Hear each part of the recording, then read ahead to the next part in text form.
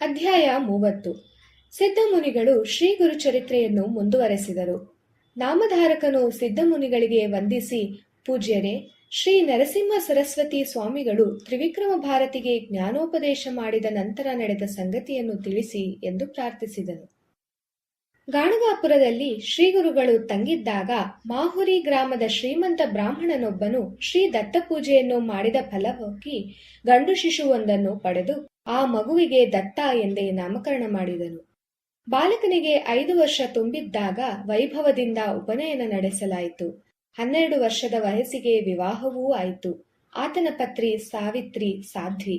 ದತ್ತನು ದುರ್ದೈವದಿಂದ ದೀರ್ಘಕಾಲ ಕಾಯಿಲೆಗೆ ಒಳಗಾದನು.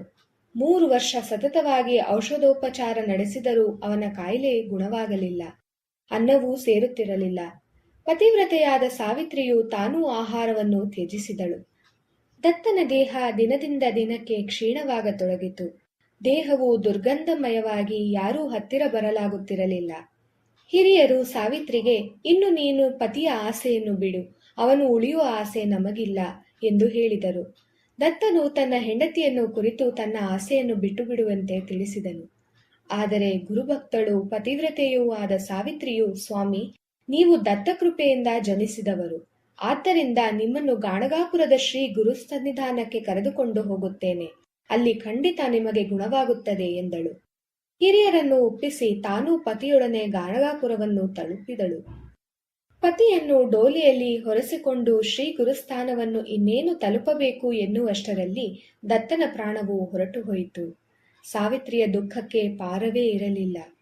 ಆಕೆಯನ್ನು ಅಲ್ಲಿನ ಕ್ಷೇತ್ರವಾಸಿಗಳು ಎಷ್ಟೋ ಸಮಾಧಾನ ಪಡಿಸಿದರೂ ಆಕೆಯ ದುಃಖ ಶಮನವಾಗಲಿಲ್ಲ.